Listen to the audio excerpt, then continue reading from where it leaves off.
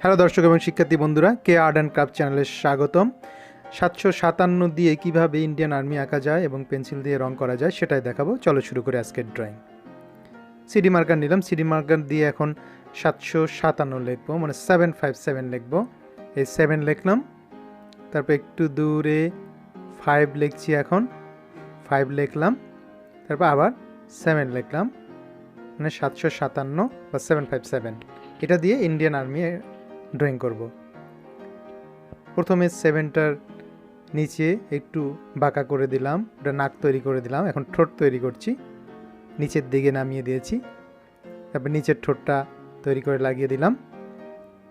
তারপর যে থুতনিটা, সেই থুতনিটা আঁকলাম। এখন ওই 7-এর মাথা, 5-এর মাথা এবং পরে যে 7-এর মাথা সেটা যুক্ত করলাম, এবং প্রথমের সেই 7 থেকে মাথার যে শেপটা সেটা ড্রয়িং করে দিলাম।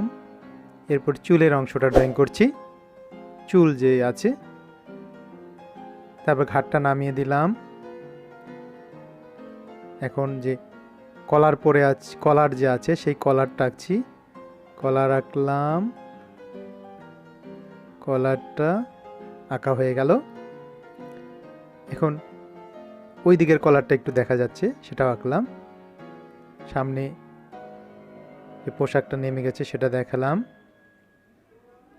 এখানে হলো হাতটা যে থাকবে, হাতটার ড্রয়িংটা, শেপটা। এখন চোখ আঁকছি, চোখটা আঁকা হয়ে গেল। তোমরা দেখলে কিভাবে চোখটা আঁকলাম। তারপরে হেলমেটটার যে সামনের অংশটা সেটা এঁকে দিলাম, তারপর পুরু করে দিলাম। এরপর গোঁফ আঁকছি, মানে মোচ, গোঁফ। গোঁফটা এখানে এসে ঘুরে গেল, হ্যাঁ ঘুরে গেল। এই গোঁফ আঁকলাম, নাকের কাছে একটু গোঁফটা বাড়িয়ে দিলাম। এরপর আর্মিদের যে হেলমেটে যে দড়ি বা সুতা বাঁধা থাকে সেই অংশটা দিচ্ছি। দড়ি পেঁচানো থাকে যাতে বন জঙ্গলে লুকিয়ে থাকলে বোঝা না যায়, সেজন্য সেগুলো ড্রয়িং করে দিলাম। এটা হয়ে গেল। এরপর পোশাকে, যে আর্মির পোশাকে যে এক ধরনের ডিজাইন থাকে সেই ডিজাইনগুলো করে দিচ্ছি, ডিজাইনগুলো করে দিচ্ছি। এগুলো সাধারণত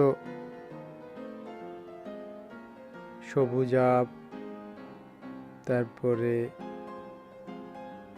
কমলা, এই ডিজাইন, এই ধরনের কালার থাকবে। তারপর কানের একটা অংশ করে দিলাম। এরপর চুলটা ব্ল্যাক করে দিচ্ছি, মার্কার দিয়েই ব্ল্যাক করে দিচ্ছি। একেবারে নিখুঁত ব্ল্যাক না, একটু ছাড়া ছাড়া চুলের, মানে লাইন লাইন দিয়ে ব্ল্যাক। এটা হয়ে গেল। এবং টুপির মাঝেও যে এই ড্রয়িংগুলো থাকে, পোশাকে যেমন ড্রয়িং, সেই ড্রয়িংগুলো থাকে। এটা আগেও দিতে পারতাম এই ড্রয়িংটা, তারপরে দড়িটা রেখে দিতে পারতাম। এটা হয়ে গেল। এরপর কালার করব, লাইট গ্রিন দিয়ে কালার করছি পুরোটা। লাইট গ্রিন আসলে অলিভ গ্রিন হতো, অলিভ গ্রিনটা আমার কাছে নেই, তাই লাইট গ্রিন দিয়ে কালারটা করছি। তারপর অরেঞ্জ দিয়ে ওই যে কিছু কিছু যে ডিজাইন সেটা ফিল আপ করে দিচ্ছি, সবগুলো না, কিছু কিছু অরেঞ্জ দিলাম। এরপর কোবাল্ট ব্লু দিয়ে কিছু ডিজাইন ফিল আপ করে দিচ্ছি, কোবাল্ট ব্লু দিয়ে কিছু ডিজাইন ফিল আপ করে দিলাম। এটা হয়ে গেল। এরপর দিব হলো লাইট ব্লু দিয়ে কিছু design fill up, light blue দিয়ে কিছু ডিজাইন ফিল আপ করে দিলাম। এরপর ফ্লেশ টিন কালারটা নিলাম, এটা হলো পুরো ফেসটাতে দিব, পুরো ফেসটাতে সুন্দরভাবে দিয়ে দিলাম। মোটামুটি সুন্দরভাবে হলো ফ্লেশ টিন, এটা দেওয়া হয়ে গেল। বন্ধুরা, তোমরা যারা আমার চ্যানেলে নতুন, এখনও সাবস্ক্রাইব করোনি, প্লিজ সাবস্ক্রাইব করো এবং বেল বাটনটি অন করে দাও এমন সুন্দর সুন্দর ভিডিও পাওয়ার জন্য। এবার হলো অরেঞ্জটা দিচ্ছি। আর এই ভিডিওর ডিসক্রিপশনে বক্সে আরও অনেকগুলো ভিডিওর লিঙ্ক দেওয়া আছে, চাইলে তোমরা সেগুলো দেখতে পারো এবং তোমাদের ভালো লাগবে আশা করি, এবং শিখতে পারবে অনেক কিছু। কমলাটা দেওয়া হয়ে গেল। এরপর রেড দিলাম একটু ঠোঁটে, এরপর আবার অরেঞ্জ বা কমলা দিয়ে এখন কিছু কিছু জায়গায় একটু ডার্ক করে দিচ্ছি, সব জায়গায় না, কিছু কিছু জায়গায় ডার্ক করে দিচ্ছি। কিছু কিছু জায়গায় ডার্ক হয়ে গেল। এরপর হলো ডার্ক গ্রিনটা নিলাম, ডার্ক গ্রিন দিয়ে টুপিতে কিছু জায়গায় মানে কিনারাটা গাঢ় করে দিলাম। এরপর গ্রিন দিয়ে কিছু কিছু জায়গায় আবার ডার্ক করে দিচ্ছি পোশাকটাতে, যেহেতু এটা অলিভ গ্রিন পোশাকটার কালার, আগে লাইট গ্রিন দিয়েছিলাম, তাই গ্রিন আর লাইট গ্রিন মিলে কিছুটা অলিভ অলিভ লাগবে। কিছু কিছু জায়গায় ডার্ক করে দিচ্ছি, মোটামুটি ডার্ক হয়ে গেল। এরপর ব্যাকগ্রাউন্ডটাতে কিছু করার জন্য যে পতাকার কালার কমলা, সাদা এবং গ্রিন, সেটা একটা ঢেউ খেলানো, মনে হয় পতাকা উড়ে যাচ্ছে এমন একটা হালকা করে কালার দিচ্ছি, যাতে পুরো কালারটা ম্যানেজ হয়,